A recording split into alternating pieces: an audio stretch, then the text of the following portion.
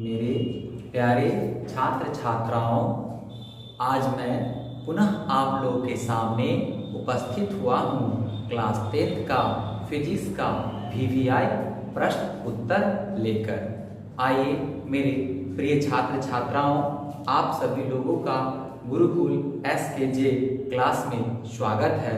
और अब हम लोग चल रहे हैं अपनी पढ़ाई की तरफ। सभी बच्चे बड़े ध्यान से एकाग्रचित होकर इन सारे प्रश्नों को सुनेंगे, क्योंकि आज का प्रश्न बड़ा ही महत्वपूर्ण है फिजिक्स विषय का।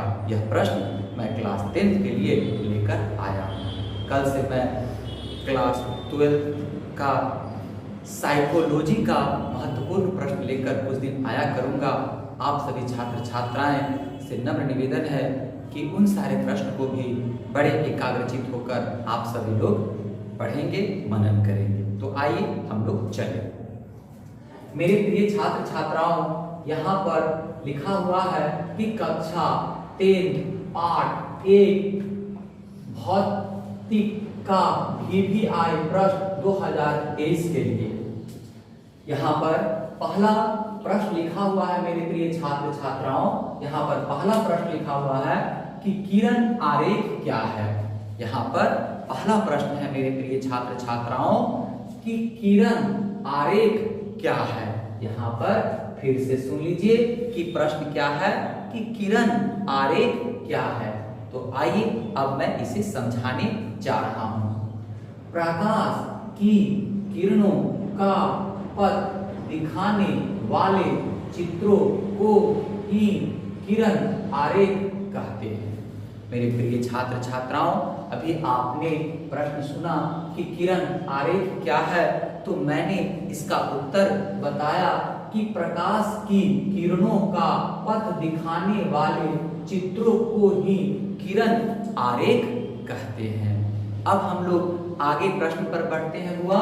तो देखिए दूसरा प्रश्न है कि प्रकाश के परावर्तन के नियम क्या है। यहाँ पर हम लोग दूसरा प्रश्न को पढ़ने जा रहे हैं कि प्रकाश के परावर्तन का नियम क्या है। दूसरा क्वेश्चन है हम लोगों के सामने कि प्रकाश के परावर्तन का नियम क्या है। यह महत्वपूर्ण प्रश्न है जो आप लोगों को लघु और दीर्घ दोनों में पूछ सकता है, इसलिए बड़े ध्यान से इस प्रश्न को आप लोग सुनेंगे और इसके उत्तर को मनन करेंगे। फिर से एक बार प्रश्न आप सभी छात्र छात्राएं सुन लें कि प्रकाश के नियम क्या है, प्रकाश के परावर्तन का नियम क्या है। तो हम लोग उत्तर में लिखते हैं कि प्रकाश की किरण किसी सतह पर पड़कर जिन नियमों का पालन करते हुए उसी सतह से परावर्तित होती है, उसे ही प्रकाश का परावर्तन नियम कहते हैं। मेरे प्रिय छात्र छात्राओं, फिर से आप इस प्रश्न का उत्तर सुन लीजिए। प्रश्न है कि प्रकाश का परावर्तन के नियम क्या है। तो हम लोगों ने उत्तर लिखा है कि प्रकाश की किरणें किसी सतह पर पड़कर जिन नियमों का पालन करते हुए उसी सतह से परावर्तित होती है, उसे ही प्रकाश का परावर्तन नियम कहते हैं। उसे ही प्रकाश का परावर्तन नियम कहते हैं। यहाँ पर चित्र के द्वारा दर्शाया गया है कि एक समतल दर्पण है जिस पर एक आपतित किरण आ रही है, और जिस बिंदु पर यह आपतित किरण आ रही है यह आपको आपतन बिंदु कहलाती है। और इसी आपतन बिंदु से प्रकाश जब टकराकर पुनः उसी दिशा में लौट जाती है, तो इसे हम लोग प्रकाश का परावर्तन कहते हैं। यहाँ पर आपतित किरण किसी माध्यम से प्रकाश आ रही है, जो समतल दर्पण वो बिंदु पर यह प्रकाश टकरा रही है, जिसको हम लोग आपतन बिंदु कहते हैं। और इसी आपतन बिंदु से प्रकाश उसी दिशा में लौट जाती है, जिसे हम लोग परावर्तन किरण कहते हैं।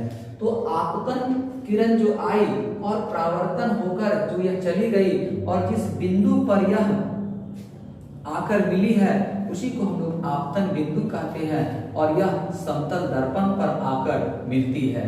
तो आने वाली किरण को आपतित किरण कहते हैं और जाने वाली किरण को परावर्तित किरण कहते हैं, और इस बीच में जो लंब बनता है इसको अभिलंब कहते हैं।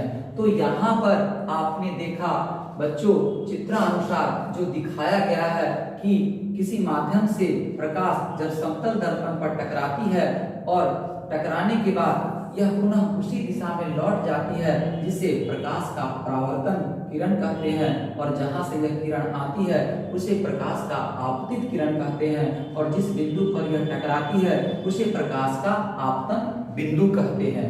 तो यहाँ पर हम लोगों ने प्रकाश के परावर्तन के नियम को चित्रानुसार समझने का प्रयास किया।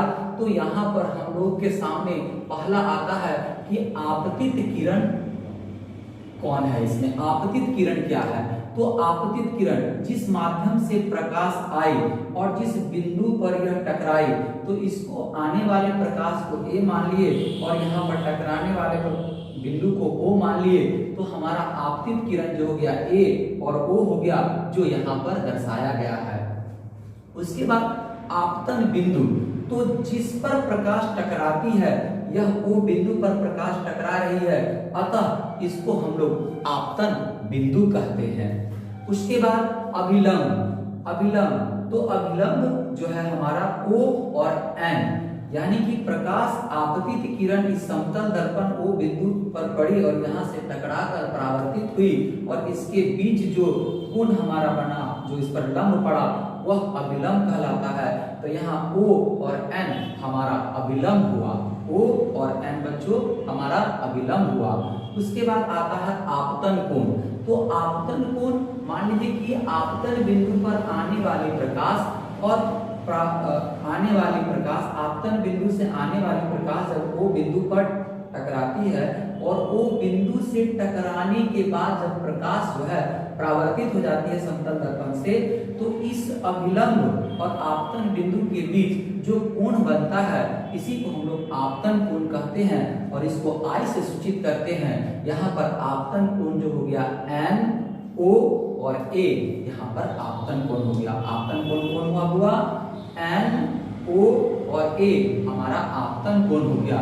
आपतन कोण को हम लोग I से सूचित करते हैं। उसके बाद आता है परावर्तन कोण।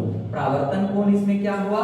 तो परावर्तन कोण इसमें हो गया N, O और B। परावर्तन कोण हुआ जो आपतित प्रकाश आपतन बिंदु से टकराकर जो वापस चली जाती है, इसी बीच अभिलंब N, O और B को हम लोग आपतन कोण कहते, परावर्तन कोण कहते हैं और यह कोण को हम लोग R से सूचित करते हैं।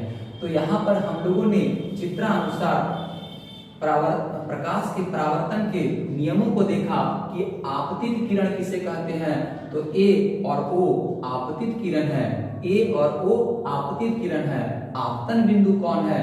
तो आपतित किरण जिस बिंदु पर प्रकाश टकराती है उसको हम लोग आपतन बिंदु कहते हैं, और परावर्तन किरण O और A जहां से प्रकाश टकराकर लौट जाती है पुनः, उस पथ को हम लोग परावर्तित किरण कहते हैं और यहाँ पर परावर्तित किरण O और B है हमारा। उसके बाद यहाँ पर है अभिलंब। अभिलंब हमारा O आपतन बिंदु और उस पर डाला गया लंब को हम लोग अभिलंब कहते हैं। तो यहाँ पर अभिलंब जो है मेरे प्यारे छात्र छात्राओं, O और N यहाँ पर अभिलंब हुआ।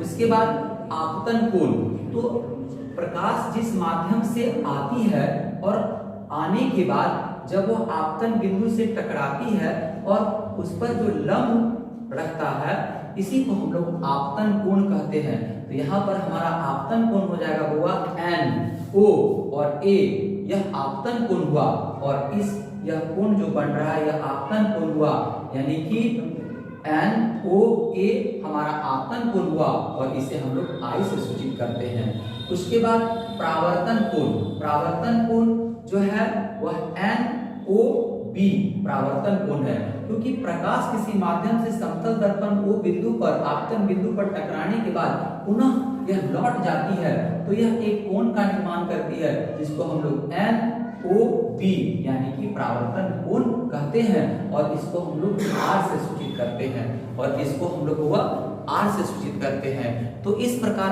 आपने परावर्तन के इस नियमों को देखा, पढ़ा और यह बहुत ही महत्वपूर्ण है। परीक्षा में पूछी भी जाती है कि प्रकाश के परावर्तन के नियमों को लिखे, तो आप इस तरह से प्रकाश के परावर्तन के सारे नियमों को लिखेंगे।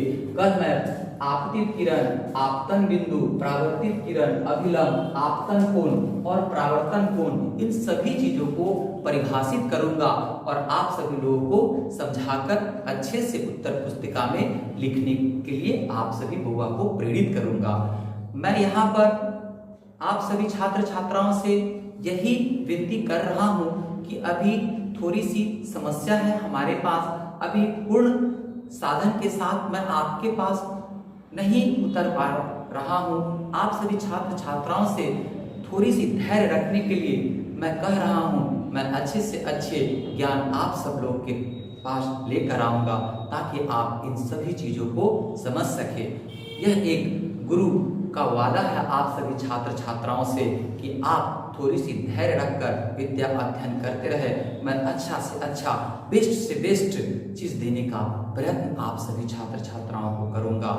इसी प्रश्न के साथ मैं आप सभी लोगों से विदा लेता हूं और आप सभी लोगों को तिला संक्रांति, मकर संक्रांति, लोहरी, सभी जिस जिस भाषा में इस पर्व को पुकारा जाता है उन सभी को इसकी शुभकामनाएं देता हूं और आप सभी छात्र छात्राओं से प्रार्थना करता हूं कि गुरुकुल SKJ इस क्लास के चैनल को सब्सक्राइब करेंगे, लाइक करेंगे, शेयर करेंगे ताकि अन्य छात्रों को भी इसका लाभ प्राप्त हो सके।